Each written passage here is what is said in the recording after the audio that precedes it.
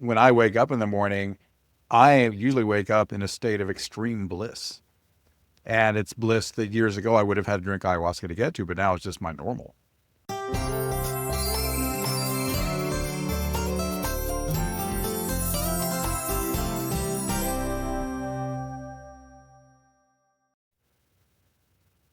Welcome back to the Blue Dragon Healing Podcast. Today we have Benjamin Bernstein with us. Ben's a #1 best-selling author, a spiritual teacher, and founder of the Instant Divine Assistance Invocation system. He has nearly 50 years of practice, has helped thousands through his podcasts, memberships, and done over 10,000 sessions. His journey blends shamanic healing, astrology, and simple tools that make awakening and healing more accessible to everyone. So welcome to the show, Ben. Do you prefer Ben or Benjamin? I prefer Benjamin. Okay. And I'm pronouncing your name correctly, Bjorn? That is right. You got it. Bjorn. All right, cool. We're good. So tell us about your background a little bit, where you came from.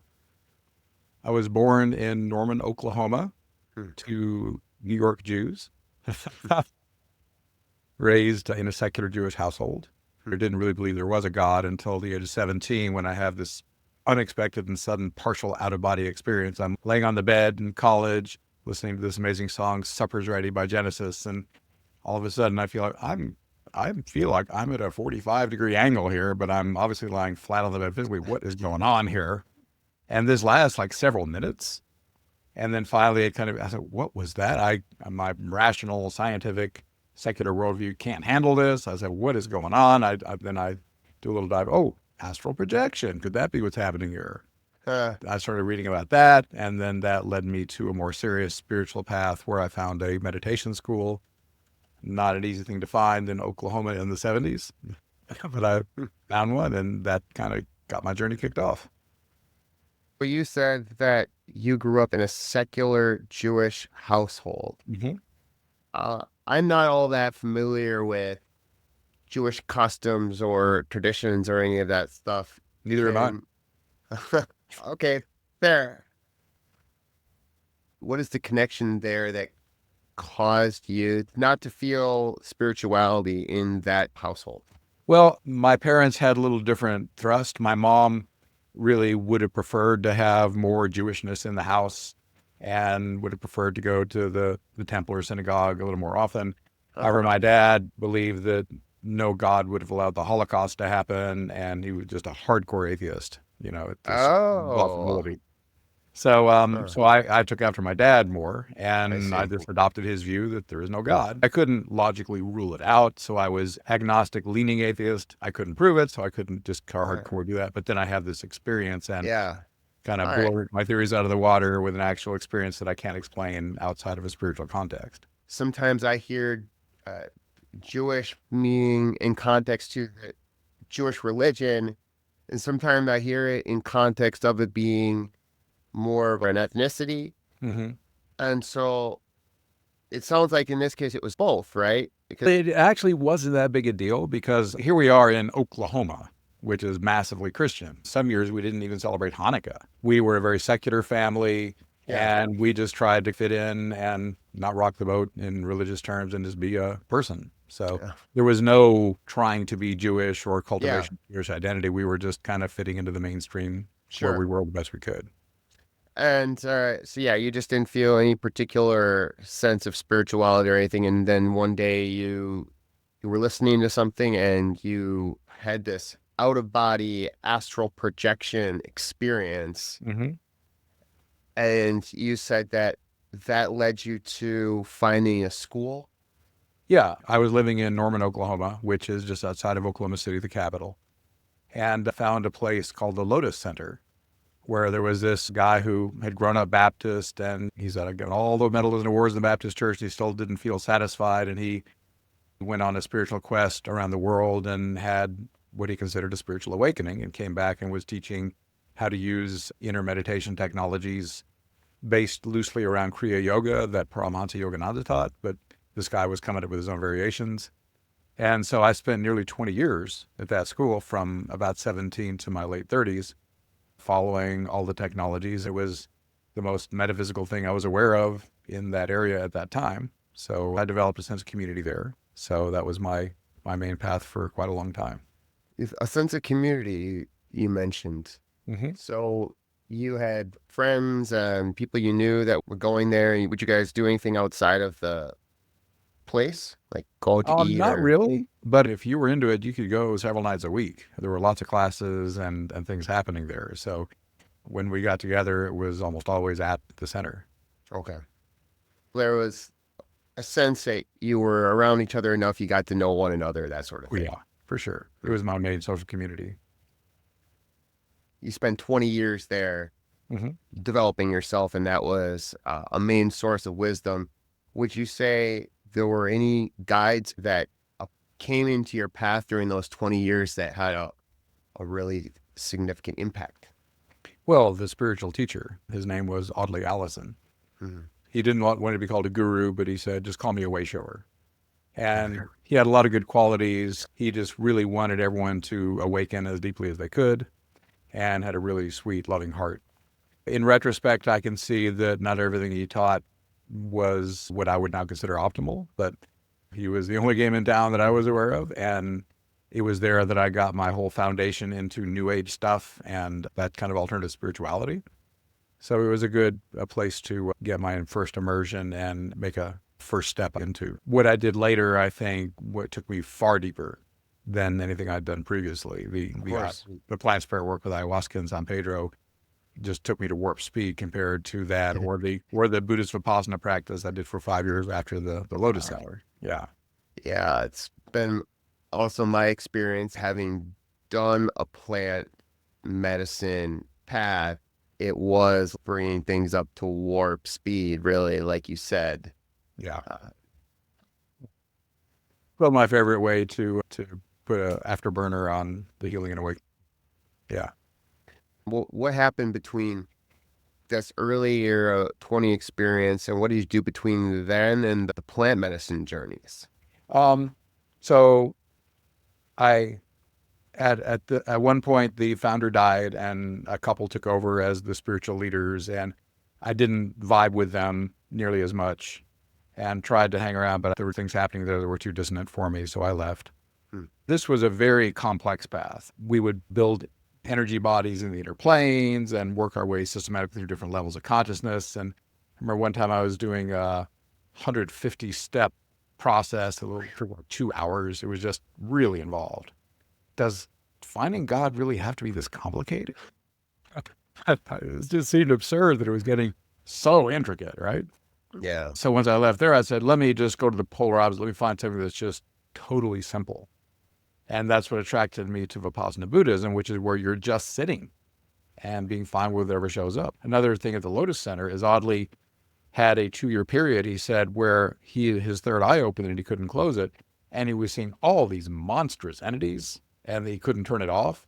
And for 2 years, he said it was like living in hell, where all these demons and dark entities would show up and mess with him. And he couldn't close his third eye. And, he didn't want any of us to be bothered with anything. So when he gave us like the initiation to become formal members, he would shut the third eye down. And he said, okay, now you keep your chakras closed and sealed, and they do not open unless you want them open. He was very about protection. So here I am being all, in a sense, closed off in many ways. I don't recall a lot of open-hearted vibe there. So then I go to Vipassana Buddhism, which is just be open to everything. And it was scary to me to do that. Oh my God, am I going to get flooded by all the dark entities I've been sealing off from? I open my heart and I don't get attacked, and the dark entities that I'd heard so much about didn't show up. All of a sudden, I was finally able to start processing my trauma. Everyone gets trauma growing up as a kid, even when you have great parents. I started really feeling my pain and processing. I also am a musician, and I started writing songs. They were terrible songs, but I had to start somewhere about my pain and the things I'd been through. So I start an unburdening process. And the Vipassana I was taught was just sit with your thoughts or feelings and just be fine with whatever's happening. Don't try to change it, just exist. That was a huge step forward from what I've been doing, which was shutting down and not feeling it at all. Just going off and escaping into the inner planes. So that was a big step up. And then during this time, I moved from Oklahoma to Asheville, North Carolina, where I live now. I make this move at the age of 41. And I'm here a few years still practicing Vipassana. Then I get invited to a plant spirit ceremony, San Pedro cactus, as it turns out, the first few times. And then I discover ayahuasca and I'm off to the races. And discover that under the influence of plant spirits, I mean, things just like we said, we go to warp speed and it's so much faster. And you can do in one night processes that other paths might have taken you 5 or 10 years to get to if they got you there at all. Yeah. So the plant spirit work is, for me, at the age of 64, the gold standard for everything I've done so far. My view is I need all the help I can get. Because that's cheating. You should get there on your own without help, right? But my attitude is, no, I need all the help I can get because I'm just a little human here. And I want to have the strongest awakening I can get because not only do I want to have that wonderful experience for myself, but I'm here to help other people heal and awaken too. And I need to be the most awakened I can be so I can be of greater service. A lot of paths say, oh, there's no rush, just it takes as long as it takes, it's fine. And I say, well, actually, we've got a massive global thing happening with a deadline on it environmentally, and we need a lot of people waking up really fast if the planet's going to be in halfway good shape for us. So I don't think we have forever, and I think there's actually significant urgency to what's going on. So having a path of healing and awakening that gets you there quickly, I think is actually pretty important right now. There's an indigenous saying about plants. They refer to the term basically as meaning those beings that take care of us. That works. They do. Yeah. In so many ways, more than one might consider.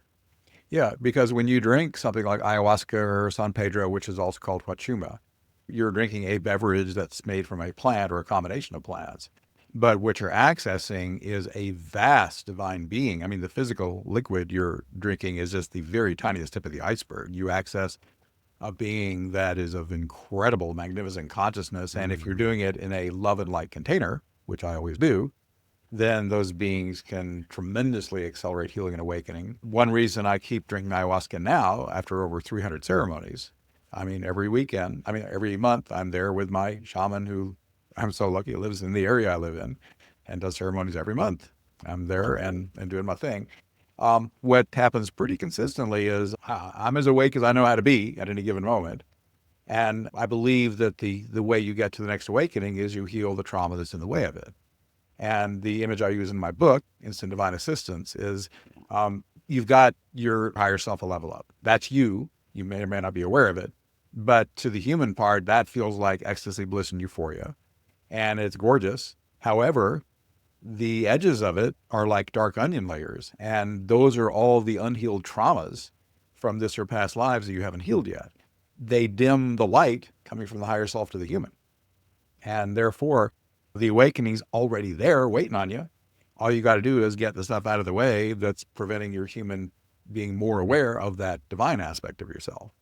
So that's why when I go into ayahuasca weekend, often I may feel fine, but the medicine, oh, you got this, you didn't know about this, but here's all this dark shit you got to deal with now. And you shake it out or vomit it out or poop it out or whatever you got to do, to clear it in the ceremony.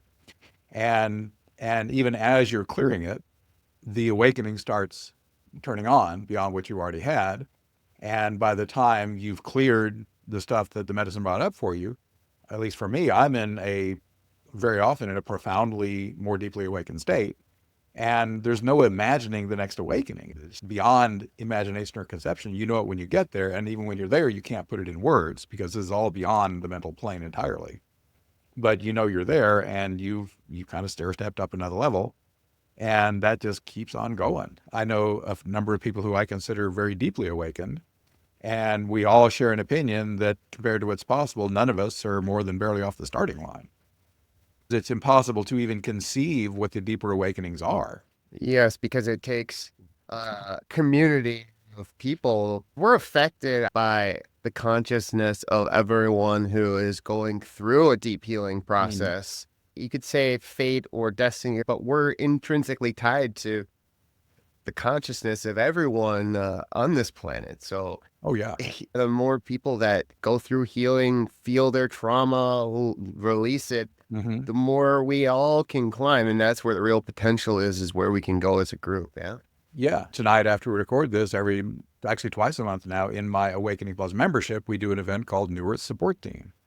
And we all get together on the call and we set up our container and get into embodied awakening the best we can to set ourselves up. We say, hey, allies, we're here to help out. So just use each of us in whatever way serves the collective best. We're all acting as surrogates for the collective on the planet. And some of us go into deep awakened states and transmit that. Some of us process heavy energy. It might be ours. It might be from the collective. Each of us is being uniquely watched by the divine beings and used according to our capacity and willingness. Yeah. So each of us gets a customized experience, but each of us is helping out the collective in some way. That's how we do it in some of my Awakening Plus events. But in an ayahuasca ceremony, like the ones I do, there's about 25 people in a yurt, okay? And it's common for someone to be processing someone else's stuff. Sometimes you're the one on the ground, laid out and dumping, and someone else is helping you out, whether you know it or not. Sometimes you're sitting strong and you're processing for someone else. It's lovely, especially the shaman I work with is very community. He wants everyone participating and singing, and if they're called to hold space and process for others, that's just delightful. So it's really a one for all for one kind of thing, the way we do it. Mm-hmm. So you do these ceremonies, you said monthly? Yeah, there's always a weekend where there's a couple of ceremonies, and I'm just about always there. Is this something you offer people to sign up for, or is this something you do just privately? I'm not the facilitator. I'm just a participant. Right. I've had people inquire, but I'm not here to be a clearinghouse for those ceremonies. We're usually at capacity anyway. But I understand. I'm a very enthusiastic proponent of someone to consider a path like ayahuasca or San Pedro or even magic mushrooms are a lovely way to go deeper. They're not usually as strong as ayahuasca or San Pedro. They're like a mid-level process compared to the intensity of the others. But it's all really powerful and helpful. But although if you take 5 grams of mushrooms, you might have a really blowout experience, you know? Something that I observe both within myself and with others around me, going through a plant medicine path and a lot of processing in a very short period of time, doing multiple plant diets, it can be very difficult for people to ground themselves after they've had those types of experiences, even more so than someone who has not had a plant medicine experience. And there can be a tendency to, instead of integrating the wisdom, to continue to chase more without fully feeling what has already come through. Right. And in so sort of losing touch with the real magic of how they can actually bring that wisdom to other people, because if we don't ground all the way down to reality, then we can't actually reach anyone to help bring our greatness out there of what we went to do in the first place. So have you noticed that yourself, and how do you approach that? Great question. For starters, my astrology chart has tons of earth. So I have no problem being grounded. My problem was getting out of just a purely physical experience and being able to crack through into the inner levels in the first place. Okay. So I'm just fortunate in that I've got this chart with lots of, especially lots of Virgo and Capricorn, the earth signs, or some of them. And so I have no problem being grounded. That's easy for me. And in fact, when we're doing our sharing circles the next day, after we do ceremony, the shaman always makes a big point of, hey, this is not just about, this is what happened to me last night. He says, try to think about what's the breakthrough and how can I integrate it into my life? And he says, is there some kind of simple, easy daily practice you could do that would take that experience and integrate it? Yeah. So, I've known people who just would do ceremony and not do the personal work, and they'd have, a breakthrough experience and a few days of glow, and then they would fall back into the same old stuff they were doing before. That's one element of what I'm talking about. So yeah, it's important to find the practice you can pull out and say, okay, now let me start doing this, which will take the breakthrough and make it real in everyday reality. Yeah. Then I'll stabilize that, and then the medicine can break me through the next level after that. Yeah, that seems to be where a lot of mindfulness comes from. It comes from plant medicine, but then other places too, right? Just like how you live. But personally, I have a daily Qigong practice, and then usually either some form of sound healing or creative exercise that I'll do. Wonderful. It balances me. I don't know what I would do without those. Well, they're important. Yeah.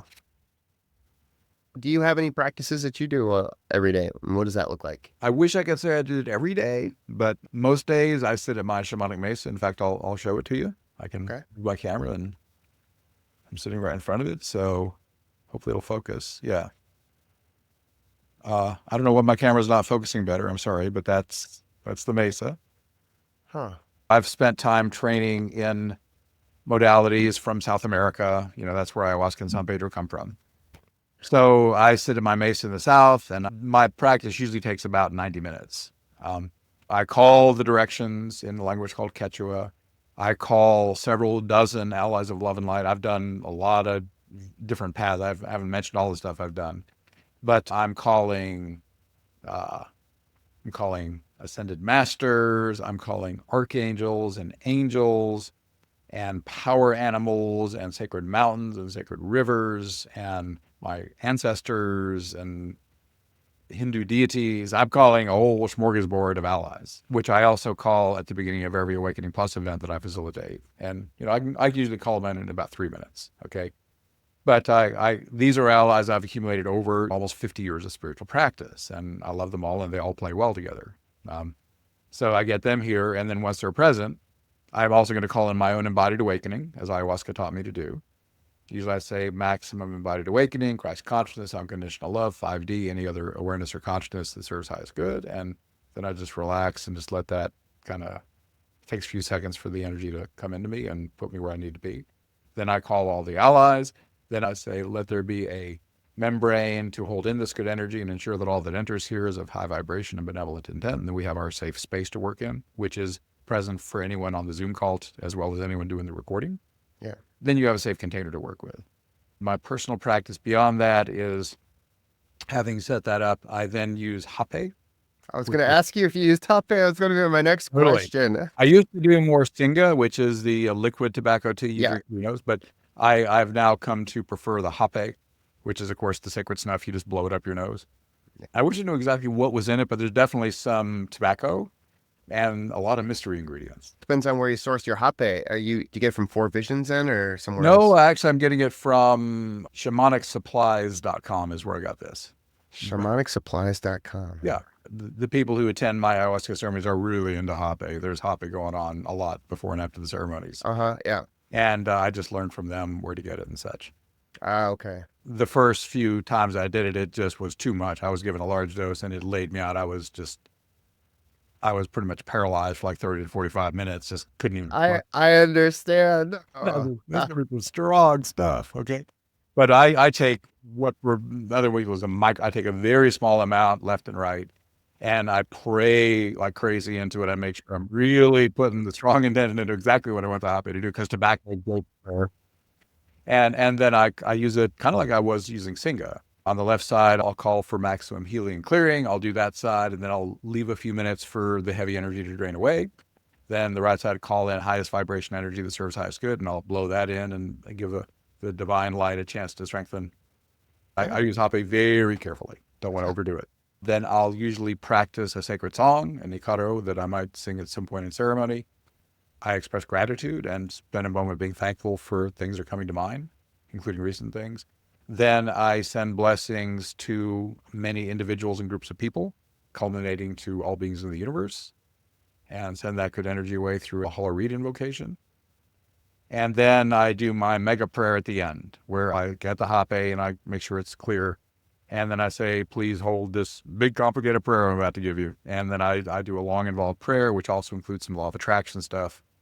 And when I feel like the hape is really holding that, then I snort that in and I let the hape combine with the power of my divine allies to maximize that. And then once that's done, I'm done, and I close the mesa and I'm done. It's grown into rather a complicated thing over the years, and it's flexible. I'm sure in a year from now it might look different. But right now that format is covering the key things that feel important to include at this point. So your work now, what are you primarily focused on? In terms of vocation, Mm-hmm. 2 tracks, One track is my one-on-one client work. The business that does that is called astroshaman.com. And I do one-on-one astrology readings. I do shamanic healing. I'm a life coach. I have a full day process called a VIP day. And I work with all sorts of clients almost entirely by Zoom. I can have months go by without a person actually entering the house. But I've learned it's every bit as effective on Zoom or phone as it is in person. So that's part of it. That's the one-on-one. And I love that work. The other hat is my membership called Awakening Plus, which is, of course, at awakeningplus.com. And that's a membership I've been running for over 5 years. And we do about 15 Zoom calls a month, which are everything from gentle to super intense, healing and awakening focus to accelerate the journey. I've had many members who've been with me for years. You can do them live, or most of the events go into an archive, which is now over 750 archived events. The members tell me the archive events are just as juicy as the live ones in terms of effectiveness, because the Divine Allies are there in the recordings too. Yep. We also have 3 courses. I'm about to add a 4th. So there's some good, strong courses on top of that. Members can connect with each other for accountability partners. Some members support each other for free. So it's a support system designed, not everyone has the money to work with me one-on-one, but Awakening Plus is so inexpensive that almost anyone can afford that. It's less monthly than a Netflix subscription, right? So you can come in and jump in and, get a lot of very powerful support in group processes. And there's also one-on-one, because some events a person gets in the middle, so the hot seat, we call it the love seat. And they receive healing from the group, or the group is focusing good intention and energy on them. And there's several events where people can get together and describe their personal stuff and get support from the group. Mostly it's group processes where we're all in the same collective process. Everyone, of course, having their own unique individual experiences always. But there's also several events per month where the individual members can be supported by me and the other members. So I try to balance it out with a good mix. You have developed the Instant Divine Assistance Invocation system, and you've already talked a little bit about some of the invocations and how you have a whole process for that. You think you could maybe do like a 5 to 10 minute guided I'd love to. thing? We could just that is because that's all it takes. It's really quick. Yeah, exactly. Just share the energy and see where it goes. I'm honored to do that. Yeah, and let me just mention, these came on the first day of 2011 in the middle of an ayahuasca ceremony. Ayahuasca just dropped them into my head. I had no conception of them before that. It was a divine gift, totally. And it was so cool that I've been sharing it ever since for over 13 years. So if there's one thing I'm most excited about in this world, is sharing the invocations that thousands of people are now using to heal and awaken so much faster than they knew was possible. It's all between them and their higher self. Now, I have to give a very quick verbal setup for doing this. The idea here is that you're about to ask your own higher self, which is you one level up, to do something for you. You're going to ask it, okay, I want embodied awakening to the greatest extent that serves highest good. So you're asking yourself, come join me in my physical body and merge with me, like I'm a sponge in your water, and just do that just the right amount. Give me an enhanced awakening, but don't overwhelm me. And the invocations never overwhelm. The metaphor is like the body is like a car. Your ego moves over to the passenger seat and your divine self drives. And that if you don't like its driving, you just get back behind the wheel. It steps right out. The divine self will totally happily leave and let you go back to how you were. So it's easy. It's safe to try. You can revert back if you don't like it. I think one person ever has told me they preferred ego, but everyone else, the other thousands, have said, I like the higher self driving. The benefits are there's more harmony, flow, ease, and grace. Everything you're responsible for, you do more responsibly and more joyfully. Instead of having to figure things out mentally so much, your intuition works better. You just know what to do more easily. There's also this full body euphoria. That's just the beginning of the sweet benefits of doing this. Just to reemphasize real strongly, you're only calling in a part of yourself. It's safe. It will not overwhelm you. It will feel really nice. And there's no danger to try. So do I repeat these things out loud, or is Ideally, there a process? It's just an 8-word invocation. If you'll act as the surrogate for everyone who's observing or listening or watching to what we're doing here, if you'll do the process, then you'll kind of set the tone for everyone else. Is that okay, Bjorn? Sure. Okay. All right. Now that the setup is done, we can go ahead and jump in. You ready? Yep. Okay, so everyone, please close your eyes, assuming it's safe to do so. Undivided attention is best for the next 5 or 10 minutes here. and just become aware of the overall feeling of your physical body. And if you have awareness of your energy body in and around your physical body, feel that too. Just all you're doing is getting awareness of where you already are, so you can compare later if there's a shift. So once you have awareness of how you feel now you're going to say to your higher self the 8 words. And again, out loud is nice if you can, but if not, you can just think it. So let's do them right now. Here's the invocation. Maximum embodied awakening. Maximum embodied awakening. That serves highest good, please. That serves highest good, please. That's it. Let the words go. And now just become completely passive. And that means you're just relaxing. You're, Bjorn, if I'm feeling you correctly, you are feeling energy coming in the top of your head, right? Mm. You feeling that energy feeling different in your body already? I'm... Okay, let me continue the instructions. feeling some temperature shifting, and I generally get very physical experiences of energy. So Good. All right. So for everyone, here's my recommendation. While the energy is coming in, you're passive. And here's what passive means. Please do not do any of the following. No effort, no willpower, no trying to make anything happen, no stopping anything from happening, no deliberate visualizing or imagining. You're just there. You're letting it come to you. If you notice you get distracted, which means you're not feeling the energy anymore, you just gently return attention to feeling the energy. And any distractions are welcome, but you just don't focus on them. You keep returning attention to just feeling energy. If you can't feel that, just feel your breath come and go on its own. That's kind of the backup focus if you can't feel energy, but feel energy if you can. And the final thing that usually locks it in is discovering what's the least effort needed to even feel the energy. And I like to call this the minimum effort game. And let's try that at 0 effort to start. So everyone just actually drop to 0. Whatever happens is fine, just exist. This means you're not even trying to feel anything, you're just there. So let's all hang out at 0 for a moment.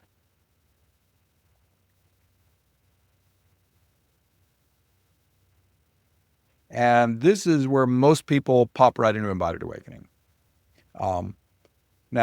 But right now, just notice, do you still feel the energy without even trying to feel it? If you can, then stay at 0. If you've lost awareness of the energy, start adding back teeny tiny bits of effort, but just barely enough to feel the energy again. You might play a little more effort, a little less effort, just find that sweet spot of just barely enough to feel it, if 0 doesn't already get you there. And when you're in embodied awakening, you can verify that with a 4-item checklist. So, and we might run this with you right now, Bjorn. So, yes or no, at this moment, is there any mental chatter? No. Is there any challenging emotion? No. Are you peaceful? Yes. And is all this completely effortless? Yes. You're in embodied awakening. Well done. So many others may be too. So if you checked all the boxes, you are in embodied awakening. If you verified all that like Bjorn did. And even if you got partway there, yay, we'll take it. Any movement toward awakening is welcome. It's more of a dimmer control than an on-off switch. So if you're in embodied awakening now, and by the way, since this is recorded, you can pause right now and take all the time you need before continuing if you need a little more time. But assuming we're back on. So the next stage is to open your eyes and look around the space you're in. So just kind of engage with whatever environment you're in. And if you said, yes, I met all the checklist items, ask, is all that stuff still true with my eyes open? Are you still having no mental chatter, no challenging emotion? Are you peaceful? And is it effortless? Is that true for you right now, Bjorn? Yes. Okay, good. Yeah, because this is designed to be with you all day as you do stuff. It's not just spacing out on the couch. This is like functional and present, ideally all the time. Yeah. And, as I look and feel you, you feel kind of different having done that. I mean, you were pretty awake when we started, so you didn't have far to go. But again, no matter how awake you are, this can take you to whatever that next one is you didn't know about yet. So if you wanted to try this little tool and see if it works at least as well as anything else you're doing, okay? First thing in the morning, You would do those 8 words, maximum embodied awakening that serves highest good, please. And then just passive, either zero effort or as little as needed, and just give the divine a chance to saturate you like you're a sponge and it's water soaking in. At first, you'll feel like you're being filled. At some point, you'll feel I'm full. Nothing more is coming in. And you can check the items, mental chatter, challenging emotion, peaceful, effortless. And if all good, then you're there. Then go about your business. And people who do this with any regularity say, the whole thing happens in like 5 or 10 seconds. I ask for it, and within 5 or 10 seconds, I'm there. I'm awake. Yeah. Go do your thing, right? So, and then the only follow-up is if you notice you've lost it, there's mental chatter, challenging emotion, you're not peaceful anymore, then just say or think the 8 words again and leave a few seconds of passivity to let your higher self saturate you again. And when you're there, you just, 10 seconds, I'm good, move along. Most people spend maximum 5 or 10 minutes a day, just a few seconds at a time refreshing, and they walk around in a totally wonderful state that they wouldn't have accessed otherwise.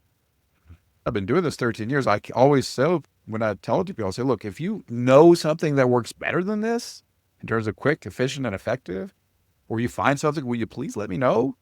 And no one's ever come back with something they say is more quick and effective at getting you to awakening and holding it there than this simple little tool. So I'm really pumped. And on Amazon, my book, Instant Divine Assistance, has got over 100 reviews. And all these people I've never met have just learned the technique from the book. And they say, oh my God, it's changed my life and most powerful awakening you've ever had. And I'm glad it's working. So Wow. I just feel really lucky that ayahuasca gave this to me out of the blue. And I'm lucky enough to be able to share it and help people have an easier time healing and awakening. The embodied awakening is just one of 4 invocations in that book. The other partner is the healing invocation, which you use when you're feeling either emotionally or physically some kind of challenge happening. And then you just say to your higher self, maximum healing that serves highest good, please. And then you just rest in simple awareness of where it doesn't feel good. Again, using the least effort needed to feel it. And your higher self gets in there and stirs it up and flushes it out. You'll actually feel that gunk flushing out your hands or your feet, usually, as if you were in an ayahuasca ceremony. I've had people with like a lifetime of trauma do one round of that and say, that trauma, I can't find a trace of it. I think back to the traumatic event that always was so horrible to remember, and I'm neutral. I'm not being triggered at all by the memory. The other invocations are the custom invocation, call in whatever flavor energy you want. It's all up there waiting on you. Or to be a conduit for highest good energy for others, for upliftment or healing. Those are the 4 flavors. The beauty of it is it's so easy. And the core principle behind them all is your human self is not doing it. Your higher self is doing it for you. And that to me is the game changer for most people, because most people's spiritual paths are all about, I have to use effort to focus and visualize and do practices that take a long time. And there's a lot of effort and time involved. And I did that for decades. I get it. And I'd made a certain amount of progress. But even if someone never drinks ayahuasca or does any kind of psychedelic enhancement, these invocations can be game changers. Because when you ask your higher self to awaken or heal you, it is happy to do it. I've never heard of a higher self refusing. It's almost like the game is set up where the higher self has to do it if you ask, okay? Which is wonderful. So you basically have it do for you what it does better than your human self can. It's kind of a no-brainer. Call the expert and have them do it for you. And when people do this, they go a lot. I think their healing and awakening journey accelerates dramatically compared to the effort-based practices they may have been doing previously. At least that's what they report to me, and it's certainly been my experience. Oh, yeah. I read the book Atomic Habits by Cleary, and I love that book. Right. So Tiny Habits breaks down what a habit is into its components and what they mean.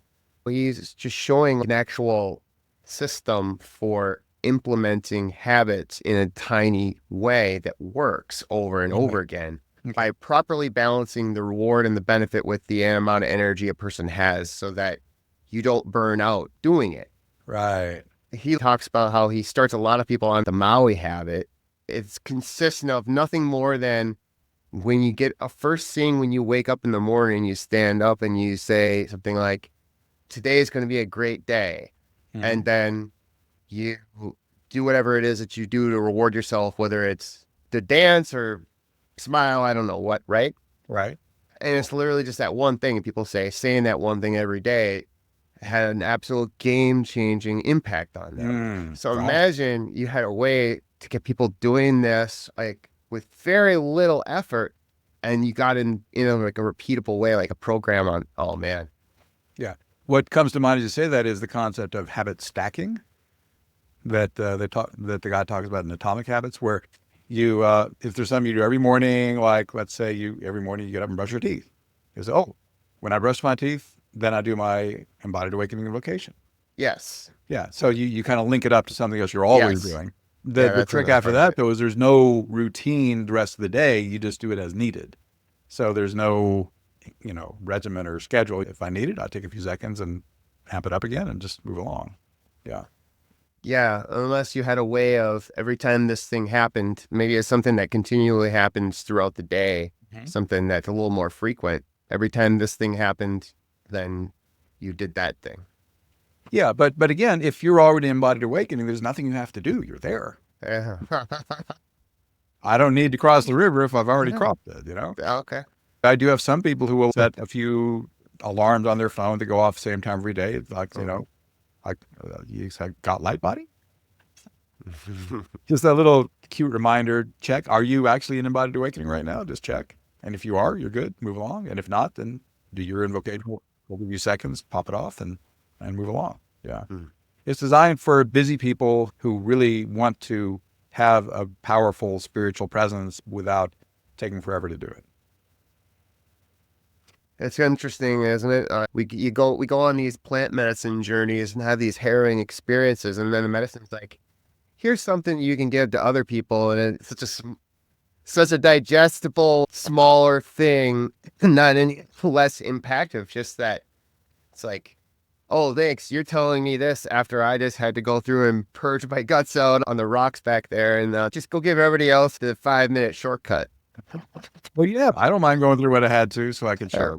I do like shamanic sound work with my voice, and so when I'm working with people, a lot of times people say it's like psychedelics in a lot of ways, Yeah. but without the purging. Sometimes I'll take plants and incorporate it into the work as I'm working and using the energy, Right. but then they don't have to take the plants. They Yeah. just receive the energy. That's Yeah, it's just kinda actually, funny. ayahuasca use has changed. Originally, apparently, the shaman was the only person who drank the ayahuasca. Yeah, And Hape he was like held that the too. tradition to do it for everyone else. But now everyone drinks the ayahuasca. It's changed over the decade. Yeah. You're right. It was, I think, for most of the evolution, it was like that, and it was for that Hape was like that too, I believe. I Not didn't just know that. ayahuasca. Yeah. And so the shaman would be basically the one that would take it, and then that's how they would connect to the plants, Yeah. to the shaman. Makes sense to me. It makes a lot of sense, especially considering how complicated and complex people are. You need Yeah, I a guess person. I hadn't made this correlation before, but that's kind of what I do when I facilitate my Awakening Plus events. It's like frankly, when I wake up in the morning, I usually wake up in a state of extreme bliss. And it's bliss that years ago I would have had to drink ayahuasca to get to, but now it's just my normal. I'm just living in an altered state now, even more functional than before, but in a really lovely state most of the time. So in a sense, I am sort of holding the medicine for the members, who may not be quite there yet. And I sometimes actually do in the middle of I'm being called to use Hape, and I'll charge the Hape up and actually snort it in the middle of an event to it's kind of like Popeye eating a can of spinach, just kind of charge it up. The most powerful experiences I've had in ceremony with plants have had a lot to do with not just what medicine was being served, but who was facilitating. Oh God, yes. Everything. Everything. Yeah. There was this one guy, the contrast was so tangible because he did a Shipibo style ceremony. For those who don't know Shipibo, they have like an old indigenous way of like the shaman. Basically, they call themselves maestros. They are singing basically the whole night, and they're singing to the room, and you do it in darkness and without candles even, and everyone just sits there quietly. And this guy was. I sat there with the ayahuasca the whole night, and I was having a really angry night, just angry the whole night. Oh wow. It got into me as I was really far along in a cycle and getting ready to release something. But I was so angry, and I was angry at the maestro, and I thought I was being scammed, and I thought a lot of things. Oh, wow.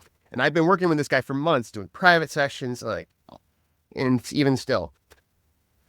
And I was mad the whole night until right before sunrise. He walks over to me, he sits down, and he says, "Okay, I'm gonna do some work on you now." Then he tells me, "Just sit there, root to crown, and then breathe up through the spine. I'm going to chant and do this, keep breathing this way through the whole thing." So he sings this song. I'm starting to feel a lot going on and cooking energetically, starting to get a little spacey. Okay. And then he stops. Put your hands out, blows on the hands. I still feel about the same. He looks in and he looks at my hands again. He goes, and he leans in a little more, just very gently. And like a freaking nuclear explosion energetically, at one moment, every single thing, I never had such a shift happen so suddenly, and I've had a lot of sudden shifts. Wow. My sense of taste, sight, hearing, all these different senses open all at the same time, like kaboom. Wow. And I just started laughing. And so that just showed me the power of what someone can do when they know how to work with the medicine, Yes. The shaman, the setting are all crucially important. I've worked with over a dozen plant spirit shamans in my time. The plant spirit work for almost 20 years. The shaman and the medicine become a single thing in the room, and the consciousness of the shaman permeates the energy of the medicine, and thus the experience you have. Like the first shaman I worked with for a few years was very high drama and intense. Everyone was having very intense, overwhelming experiences. That was kind of his way. He was all in, hardcore, macho kind of vibe. And now the shaman I work with is just such a gentle, loving man, and has such a massive open heart, and his ceremonies, love just fills the room, and there's spaciousness there to have really sweet, harmonious. I mean, you can still do all the clearing you need to do. I mean, the medicine will still get in there and do the trauma healing work. He's not forcing anything. He's just holding a beautiful container where everyone can have what they need.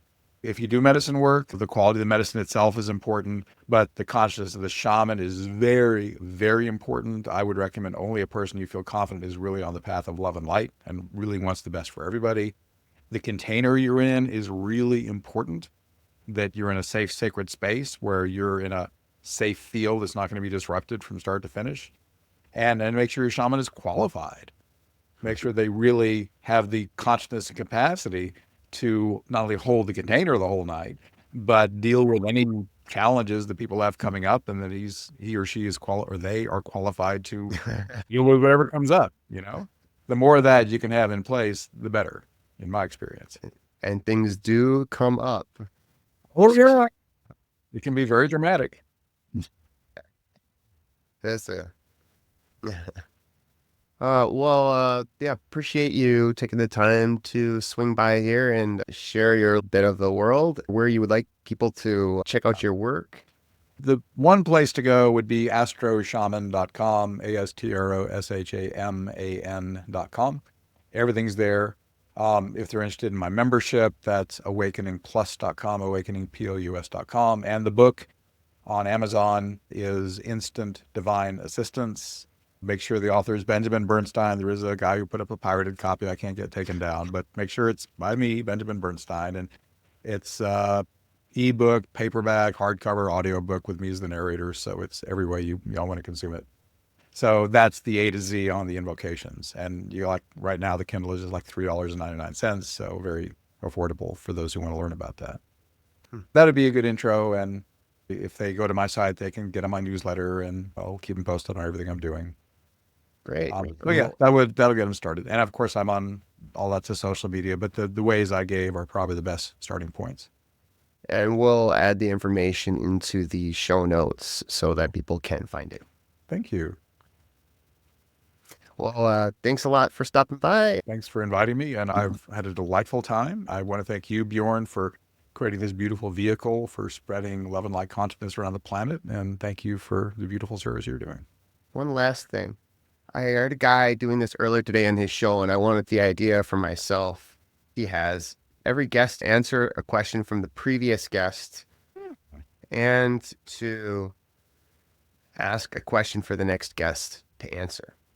All right, I'm game. So, to start this off, which is, if your inner child had a name, what would it be and why?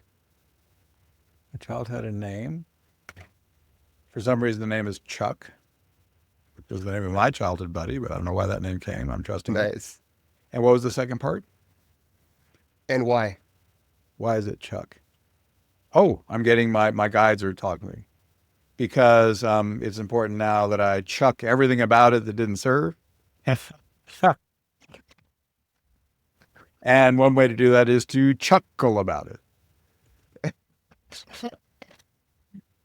We're funny tonight.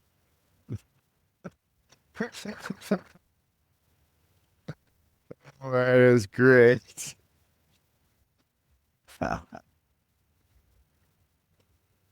We did not rehearse that. And what would you like the next guest to answer? I would ask,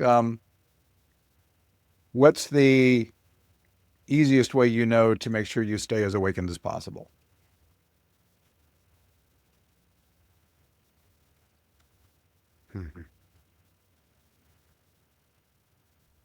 Will do. Thank you for that. And we will say goodbye.